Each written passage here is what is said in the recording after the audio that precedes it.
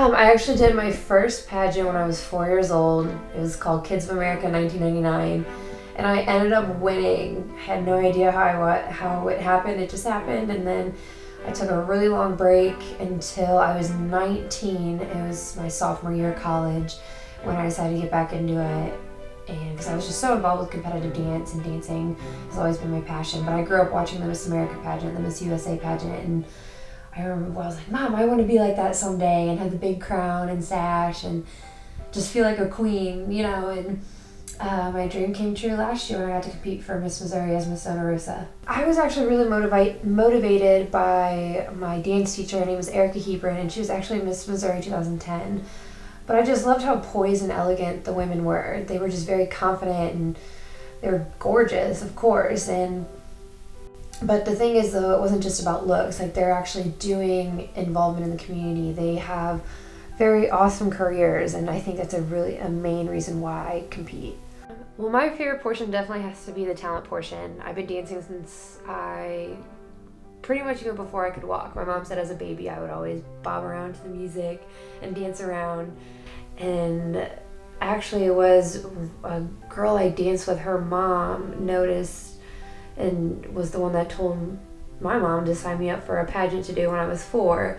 So the rest was kind of history, but I focused more on dancing until I graduated high school and actually transferred here to Northwest. There's actually a lot of pageant girls up here in Maryville, Missouri. Who would have ever thought?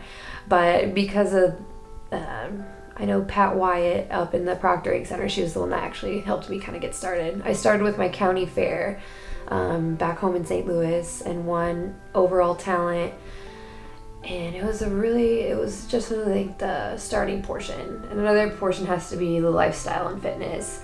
After my freshman year of college, I realized I didn't want to do the whole partying thing anymore, really, and it was probably around after my sophomore year, I just wanted to become a better person, and I knew that with my dreams and stuff, I couldn't go around being obnoxious or doing these unhealthy things to my body. That's never the person who I've been, and because of that, I've lost 50 pounds in 2.5 years. And a lot of people will ask, do you not eat? Well, of course I eat. I literally eat all the time, but it's all about balancing in what you put into your body.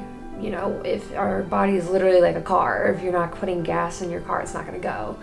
So I think just honestly, all the portions of the competition, it's literally not at the end of the day getting a sash and crown. It's literally what you can do with yourself and what you can do with that sash and crown. You have to prepare so much. It really is a mental thing, specifically going into interview. It's the thing about the Miss America organization, it's a scholarship pageant.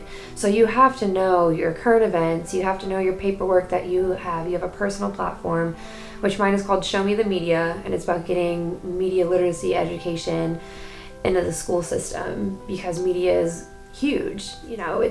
It's booming with social media, and people don't know the difference between biased or unbiased news, or what's real and what's fake. You can see a post on Facebook or an article and see the headline, and you automatically assume, and they don't read the story. And so that is another reason why I'm so passionate about pageants, is because I have that own personal platform.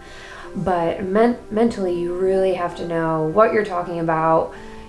It's really all about how you brand yourself. You have 10 minutes to improve the judges. It's almost like you're doing a sales pitch, and that last 30 seconds is what's really important. That's your closing statement.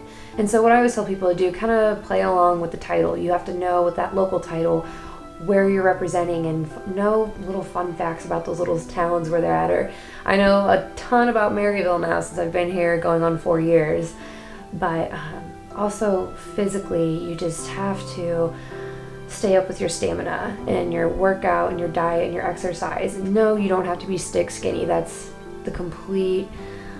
always been a typical stereotype in pageants, but you have to be physically fit. It's lifestyle and fitness. So if you're a title holder, when you're Miss Missouri and you're going to Miss America, you are representing the Show Me state. You're representing the whole state of Missouri as a whole, and you have to be at every appearance speaking with people of various different ages. And it's just so much more, and you really have to be mentally and physically and even emotionally prepared too. There was times when I was competing at Miss Missouri last year, and it was an amazing week. It was probably one of the best weeks of my life.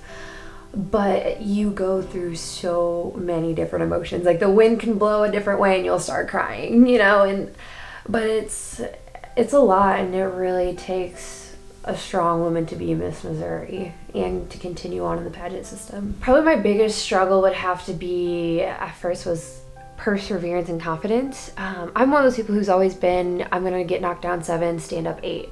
Maybe that's because I'm really stubborn, I don't know, but if there's something that I want, I'm gonna keep going and keep going and keep going.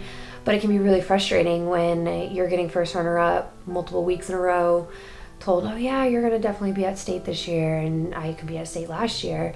And then there's contestants who I beat the previous week, go on and win. And it is hard, but you know, it's different judges, different day, and everything happens for a reason. Literally God has a plan, and you just have to trust that. And it's made me more at peace with this past season, despite it really does break my heart into two that I will not be on that stage in June, but I know that it's for a reason, and I'm really excited to try the USA system in September, and I'll be back again next year. But I look back as like the whole transformation, not only just in the past 2.5 years, but literally just this season, and I've found this new love for myself and just life and everything in general. I've been the happiest I've been probably all my life, and just been so at ease and at peace. And I'm very spiritual, and this past year got baptized, and it's really been my saving grace. And I feel I wouldn't have had that until I've met my directors, Chuck and Corky Reinecke, who hold the Zona Rosa title and the Zona Rosa board. And I went to church with them, and it was just really awesome. And they're just very faithful people, very spiritual people, and the sisterhood is really real. It doesn't seem like it, you know, with typical cliche pageants, but we really would. I still talk to all the girls all the time, and we all still keep up with each other on social media and everything.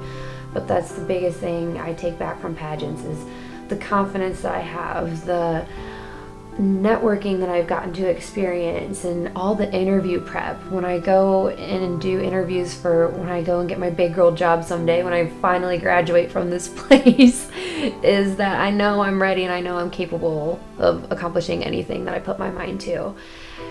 And that's something as a title holder, even just as me as Angela Luna, I just want to inspire other people to keep going and to not give up, and that you are going to have your valleys, but when you finally reach that top of your own mountain, victory is just going to feel so much sweeter when you finally reach that top.